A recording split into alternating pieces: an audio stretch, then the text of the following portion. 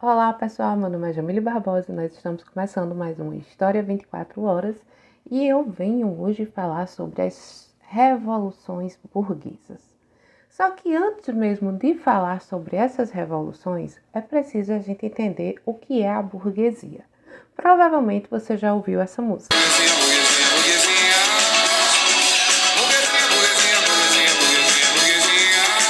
Dá até vontade de dançar, né?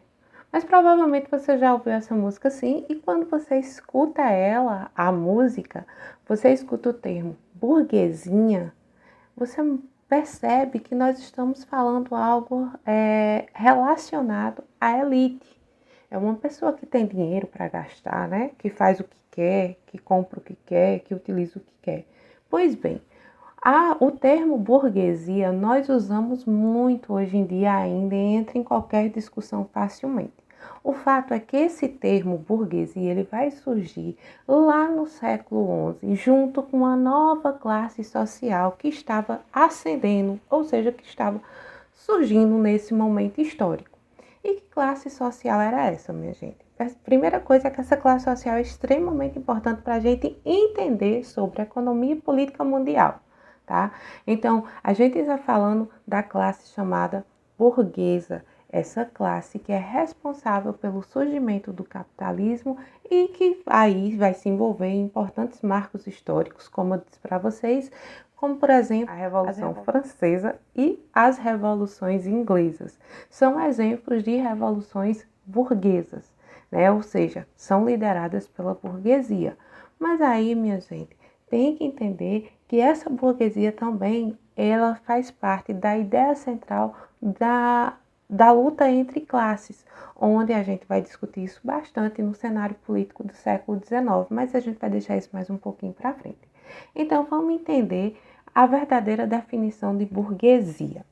Né? Burguesia nada mais é do que uma classe social dominante dentro do sistema capitalista. Então, é aquele grupo de pessoas que detém os bens e a produção ou capital. Dinheiro, sabe? Que você investe e lucra. É isso. Originalmente, esse termo burguesia ele está associado à palavra burgos, que eram como eram chamadas as pequenas cidades que surgiam ali ao redor dos castelos na Idade Média, para ser mais exata, no final da Idade Média, né? Então, essa galera ali eu posso dizer para vocês que essa galera ali era comerciante, tá bom? Então, essa burguesia, essa palavra vai surgir para denominar essa classe social que está crescendo enquanto o feudalismo está caindo. Sim, né? É importante a gente entender que essa não é uma classe homogênea, não é todo mundo burguês e porque é burguês todo mundo é igual, né? Então existem vários tipos de burguesia, a gente divide elas em alta burguesia, que é aquela que detém os meios de produção, ou seja, eles detêm a matéria-prima, eles detêm o maquinário, certo? O trabalhador, o proletariado só entra aí com a força de trabalho. Tem a galera da média burguesia, que são os comerciantes, são os profissionais liberais, e tem a pequena burguesia, que são os pequenos comerciantes e artesãos. Bem, a gente entende que essa origem da burguesia está entre os séculos XI e os séculos XV. A Europa ainda estava vivendo o chamado feudalismo, que era um sistema de organização econômico baseado na posse de terras, na descentralização do poder e na produção para a subsistência. O que é isso, minha gente? Naquela época do feudalismo, você valia a quantidade de terras que você tinha. Não existia uma unidade, não existia um rei que conseguisse unir todos os feudos. Não, cada feudo era autônomo, né? Ele não devia satisfações ao rei, não. Eles tinham ali um acordo, um pacto de suzerania e vassalagem, mas não eram, o rei não tinha essa capacidade de unificar todos os feudos. Por isso que a gente diz que é descentralizado e que o rei não tinha poder nesse período. E também a questão da subsistência, ou seja, eles só produziam o suficiente para eles comerem, para eles sobreviverem. Eles não produziam a mais para que eles negociassem, trocassem, vendessem, não. Era o básico do básico. Então, o Estado, ou no caso aí, os feudos faziam parte de uma divisão E dentro deles, ao invés de ser o rei que comandava, quem comandava eram os senhores feudais, né? Peraí, 5 e 11. Sendo assim, pessoal, o Estado era dividido em feudos, onde os senhores feudais dividiam aí a autoridade. Nos feudos, a mobilidade social era inexistente, ou seja, minha gente, se você nascesse pobre, você morria pobre. Se você nascesse rico, você morria rico. O que é que acontece? Só existiam 3 classes sociais: a nobreza, o clero e os servos. A nobreza era quem tinha as terras. O clero está relacionado à igreja. E os servos eram praticamente 98% da população, eram os camponeses que trabalhavam para pagar impostos aos senhores feudais e assim sustentar esse sistema, tá bom? Então, a produção, de novo, lembrando para vocês, a produção do feudo era apenas para subsistência. Não existia comércio nem uma moeda unificada. As coisas aconteciam ali através da troca. Não existia ainda uma moeda. O que é que vai acontecer? Nós vamos ver surgirem as cruzadas, que aí tinha um papel meio que da Igreja Católica, de manter o poder da Igreja Católica. Mas o que aconteceu de verdade foi que essas cruzadas acabaram por desenvolver as relações comerciais entre o Oriente e o Ocidente. Então, essa atividade comercial, ela foi renascendo na Europa a partir da realização de feiras que vendiam artesanatos que eles traziam lá do Oriente. O surgimento dessas feiras vai estimular aí a produção artesanal e têxtil dentro da própria Europa, pois a classe servil, aquela que trabalhava bastante, passou a produzir mercadorias para que elas pudessem oferecer nas feiras. E essas feiras foram surgindo pequenas cidades que foram denominadas de burgos. Essas pequenas cidades, elas crescem, pessoal, ao redor dos castelos. Era uma forma meio que de segurança. E aí elas começam pequenininhas e vão se desenvolvendo. Então, se naquela época da Idade Média você nascia pobre, morria pobre, nascia rico, morria rico, o que é que acontece com essa burguesia? Bem, ela começa a ganhar muito dinheiro, ela começa a se estruturar. Porém, ela não consegue mudar de posição social, ela continua junto ali dos servos, tá bom? Então, a gente começa a perceber que vai haver uma pressão dessa burguesia para que essas coisas mudem, uma vez que ela agora acumula riqueza. Por quê? Porque ela está vendendo, porque ela está comercializando, então ela está ficando rica. Então, dentro da classe social dos servos, porque eu já disse para vocês que a gente tem a nobreza, tem o clero e tem os servos. Dentro dessa classe social dos servos, a gente vai ver surgir uma nova classe social, que é a burguesia, composta por pequenos comerciantes que estão crescendo socialmente em função de todo aquele excedente que eles passaram a produzir e vender através das atividades comerciais, né? Então, dentro dessa lógica, a gente vê que está surgindo aí a mercadoria, tá? Que é a lógica central do sistema capitalista. Ou seja, a gente está saindo do feudalismo e estamos entrando num sistema capitalista. Então, a gente já percebe que essa economia do feudo era voltada somente para manter o feudo, enquanto que essa economia que estava surgindo aí junto com nessa nova classe, a burguesia, a gente vai ver que não tem essa lógica. Ela vai dizer assim, não, a lógica de produção agora é diferente. A lógica de produção aqui é para que a gente acumule riqueza através desse comércio, que é uma característica essencial do capitalismo, ok? Diante deste movimento todo, nós vamos perceber que os burgueses vão começar a se movimentar, já que é uma sociedade onde eles não admitem que você suba na sociedade, suba, vamos dizer assim, de classe social. Então, eles começam aí a se organizar. Primeiro, eles comercializam, né, por várias cidades, no caso, os antigos feudos, né? Então, eles estão comercializando ali. O problema é que, como não tinha um poder unificado, a gente tinha um problema grande. Por quê? Não tinha uma única moeda, nós não tínhamos uma única língua, nós também não tínhamos segurança, a não ser que você tivesse a segurança de um senhor feudal, caso contrário não tinha isso, e eles, para negociar, eles precisavam unificar as coisas. Então, o que é que essa burguesia faz? Essa burguesia vai encontrar na figura do rei uma pessoa especial, aquele rei que vai ser o cara que vai ajudar. Eles vão ajudar o rei e o rei vai ajudar a burguesia. Como assim? Essa burguesia vai entrar com o dinheiro e vai propor que o rei utilize esse dinheiro para quê? Para criar um exército. E através desse exército ele consiga unificar as regiões, unificando a língua, aí todo mundo vai falar a mesma língua, unificando a moeda e unificando também a questão dos tributos. Assim, eles poderiam cobrar esses tributos para que eles pudessem se desenvolver, tá? São os chamados impostos. E assim, com a ajuda da burguesia, o rei, que lá no feudo não tinha tanta importância, agora é o cara central dessa organização. Com o dinheiro que ele recebe, com o apoio que ele recebe da burguesia, ele monta um exército, consegue unificar e nesse momento, pessoal, ele está criando o que a gente chama de Estado-nação, coisa que ainda não existia. Então, essa aliança é que vai caracterizar o surgimento do Estado-nação, ou seja, a aliança entre burguesia e rei. Então, os impostos agora, ao invés de serem pagos aos senhores feudais, vão ser pagos diretamente ao Estado. E o Estado, com esse dinheiro, vai proporcionar um ambiente favorável para o desenvolvimento do comércio. Foi ou não foi bom para a burguesia? Pois é.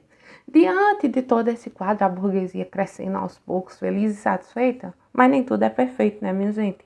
Eles ainda não, apesar de todo esse apoio ao rei, eles não vão se sentir contemplados. E aí é onde a gente entra com as revoluções burguesas. Num primeiro momento, a classe burguesa ela começava a conquistar uma posição econômica extremamente importante, apoia o Estado, aí ela se sente, né, ela se sentia muito prejudicada com relação à nobreza, e aí ela faz um acordo com o rei, e aí ele implanta o absolutismo. O rei passa a ser um rei absoluto. E aí, embora tivesse tudo parecendo que ia dar certo, né, a gente vai perceber que ainda vai haver problemas. Essa classe não vai se sentir satisfeita, né? Ela ajuda bastante o Estado, mas aí tem um detalhe: ela paga impostos, a burguesia paga impostos. O clero e a nobreza não pagam imposto nenhum. O clero e a nobreza ainda era a classe privilegiada, enquanto quem sustentava todo o sistema era a burguesia. Então eles não se sentem felizes. Lógico, né? Nem você ia se sentir, nem eu, né? Faltou aí o reconhecimento. Então, boa parte dos ganhos da burguesia eram destinados para sustentar a nobreza e o clero. Além disso, a monarquia colocava empecilhos para o desenvolvimento capitalista. Por quê? Porque eles estabeleciam limites ao livre comércio e priorizavam a atividade agrícola. Aí a gente vai ter, além das questões econômicas, a gente também vai ter a questão religiosa.